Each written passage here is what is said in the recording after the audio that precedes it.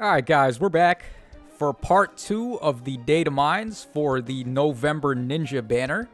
So this time we are going to be taking a look at the new units and a couple of surprises in fact. Unfortunately, no Divine Goddess Ascended Lake Jarn artwork. Big sad.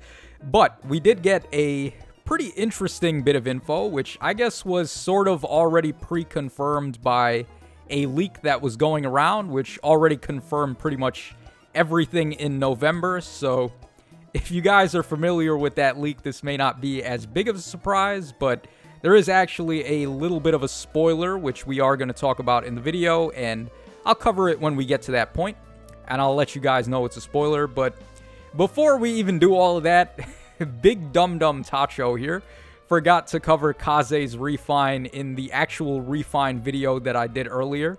So thankfully we got Phoenix Master 1 over here with the backup here. So let's go ahead and take a look at Kaze's Needle. So we got here 14 might and 2 range, accelerates special trigger. If unit initiates combat or is within 2 spaces of an ally, grants attack speed and res up 4 to unit during combat. And of course dagger 7 like all daggers. Also, at the start of combat, if unit's HP is above or equal to 25%, grants attack speed and res up 4 to unit during combat. And also, if unit's speed is better than the foe's speed, grants special cooldown charge +1, and deals +5 damage per unit's attack, including when dealing damage with a special triggered before combat. Okay, so we got a whole bunch of attack speed and res up 4s, 2 of them in fact. So he's at attack speed and res up 8. We got -1 special trigger, which is going to work out pretty well with his, I guess, Flashing Blade 4 effect that he's got over here, which is really nice. So, not too shabby for Kaze. And he is a free-to-play merge project as well, so if you wanted to go ahead and build him to +10, seems like you could get some pretty decent mileage out of him now. But I will say one thing, I like just feeding this guy for attack smoke, so I don't know if I'll go for the merges on him, but maybe a Kaze fan out there will, so let me know in the comments. Okay, now let's actually get to the nitty-gritty of this part of the Datamines. So we're going to talk about the November Ninjas now. And of course, I have my handy-dandy notebook with all of the Boons and Banes as well as the BSTs. So for the Duo Korin, we got 38 HP, 41 attack, 40 speed, 23 defense, and 20 res, and that gives them a BST of 162, and they have super boons in both attack and speed, so maybe if you still have your broccoli florets, you could go ahead and give them plus attack and plus speed, but I think most people have probably already used their broccoli florets already, so maybe a while until we start getting more of those. Hopefully they'll add them to the... what is it? The coin shop? What are those coins we get every time we spark that I can never remember what they're called? I think they're celestial coins or celestial stones or something like that. Maybe if we get florets added to that shop, that would be really good. I can see them doing that in the future at some point, but for now, I think you guys already know my opinion on this unit. Talked about them during the trailer, and they look really disgusting. It's basically Reinhardt fused with Ninja Lin, so yeah, I am going to summon on the banner when it drops, and I am going to try to get a copy of them. They seem absurd. Alright, next up we have our demote hero here, so we got the male Korin. Now, in the trailer, I actually goofed up, and I said that Summer Norn was probably going to be better than him, but actually now that we see his stats and everything, I don't know if that's going to be the case. Because even though Summer Norn does beat him on speed by a little bit, she has 1 more point in base, and then she also has a super boon in speed, which he does not. But regardless, I still think this guy is actually a pretty good merge project, all things considered. So he's got 41 HP, 40 attack, 38 speed, 35 defense, and 28 res, for an overall BST of 182, and then he does have a super boon in attack. So the reason why this is pretty good is because at 182 BST, if you got him at +10 and you have any merge or any boon whatsoever, that's going to bump him into the 185 bin. So he does actually score higher than Summer Norn, and he ties with the Winter Hilda as well. So if you wanted to run an infantry lance unit instead for arena, you could probably run this guy. So definitely some good stuff with this demote here. Also, his artwork is probably my favorite artwork on the banner. Well, I mean, Ben K. Shinin is pretty badass too. Yeah, but this guy's special attack art is really wild. Really dig the smoke clouds that come out when he attacks. So very awesome demote there. And we can quickly just skip ahead and go ahead and take a look at his skill inheritance levels. So being a demote, we wanted him to have possibly Special Spiral 3 at 4-star. But they're not going to be that nice. He's still got to waste 20k feathers if you wanted to fodder him off for this skill. And then he does have Swift Sparrow 2 at 4-star. Little bit of an unfortunate mishap there, but still, Special Spiral available on a 4-star summon is crazy. So I am at least grateful that they did that.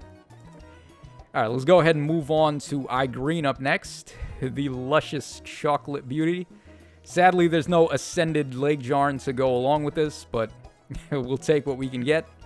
So 40 HP, 43 attack, 38 speed, 22 defense, and 30 res. And she's got a BST of 173, and then she's got super boons in both attack and speed.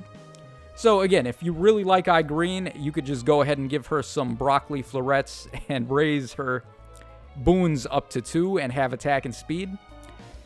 Otherwise, she seems pretty good. Her weapon is almost on par with Ninja Lin's. It's virtually the same, except she gets the jump effect that Halloween Nowie got. So that's really nice.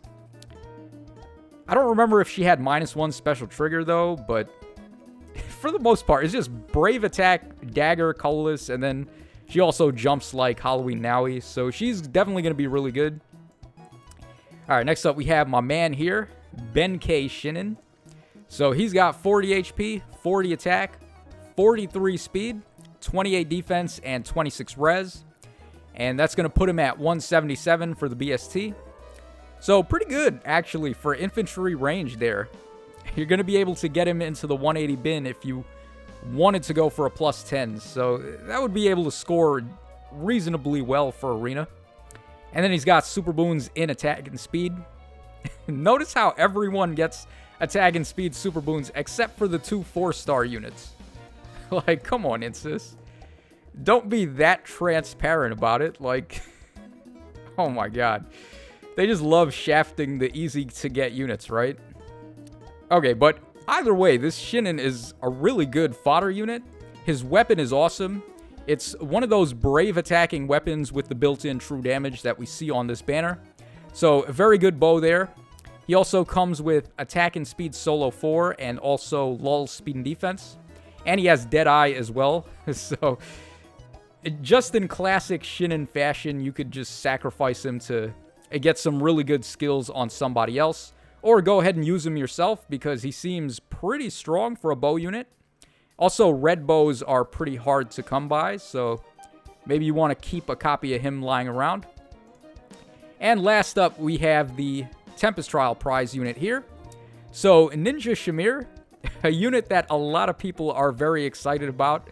I've seen some people saying Ninja Hana is dead on arrival now with the addition of this Shamir. And that seems to be true, honestly, looking at her stats.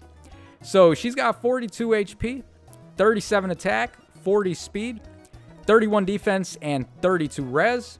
Already much better than Hana on defenses. They speed tie because Shamir does have a super boon in speed.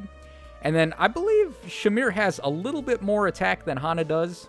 I'd have to double check. And then her overall BST at 182 with +10 and with any boon at all, it's going to bump her into the 185 bin. So Ninja Shamir's score is higher than Ninja Hana. Like, legit, she is just a better version of Ninja Hana from the looks of it. So pretty good. Ninja Hana was one of the better free-to-play merge projects that we got last year. So just getting a straight upgrade to that is definitely very nice. Now, if we go over here, we can take a look at her skill inheritance. So we got Attack and Speed 03 at 5-star. Kind of unfortunate because this is, I think this is the first free-to-play version of Attack and Speed Oath. So if this was 4-star, that would have been a little bit nicer. But honestly, I'm not really too, like, enamored by Oath's skills at all, so it's not really the biggest deal. And then attack and speed 2. Come on, man. It's 2021. Why give her attack and speed 2?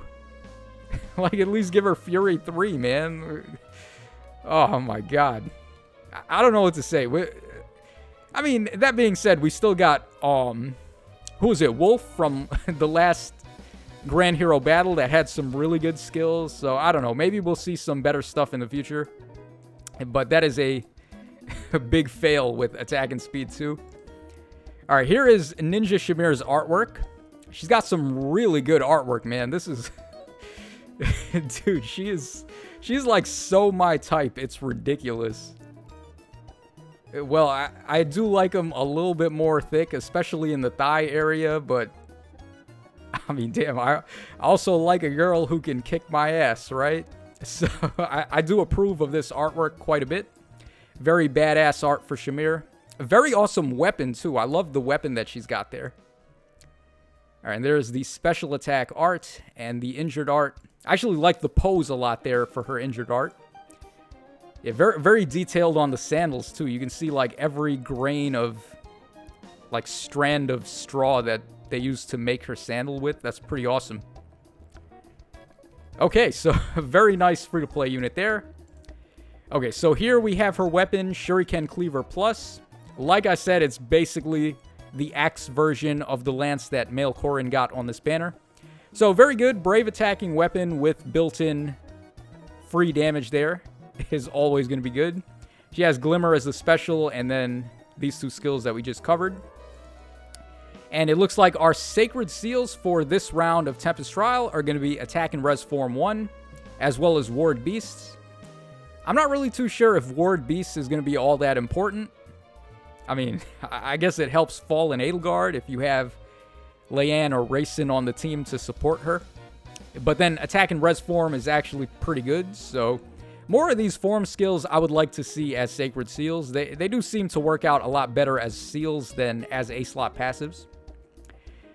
And then the final thing that we have to talk about is a bit of a spoiler. I guess it's kind of too late since I already clicked on it, but be warned, guys, we are going to spoil if you didn't already get spoiled by the leaks that we got for this month. So it looks like Thor is actually going to become a summonable unit at some point. Now, that's what I'm talking about right there. That level of thigh thickness is what I like to see, but I still like the artwork on Ninja Shamir, though. But yeah, Thor is definitely an ass kicker as well. I like her braid, too. Like, the braided ponytail look, pretty cool. So, awesome stuff there that Thor is finally going to do something as opposed to just being this random nobody that we see once in a while in Mjolnir's Strike and stuff like that. And this is like the hard confirmation bit of it. So, we have here Thor actually has a voice actor who is going to be Lila Berzins. And it says here, these are the roles that she played. I don't play Genshin Impact, and I don't know what Kakegurui is. But Hunter x Hunter Miluki, I know all about that. Hunter x Hunter is one of my favorite animes and mangas. And then her Japanese VA is going to be Rina Sato. And then here they tell you what roles she's done. So if you guys are familiar with those, you'll know what she sounds like. But that pretty much covers us for the data mines for the Ninja banner. Hope you guys enjoyed the coverage, and I guess I could talk about the leaks, but I don't know if I really want to talk about the leaks, even though it seems pretty much 100% confirmed that the leaks were true. I think I still want to leave that a bit of a surprise for anyone who doesn't like spoilers too much. I'm sure by this point, if you're interested in leaks, you already got leaked, so we'll just leave it at that for now. This is your boy Tacho signing out. Let me know what you guys think about all this stuff in the comments section down below. And I will catch you guys again tomorrow when the banner drops, and I will be summoning for this obscenely busted duo hero.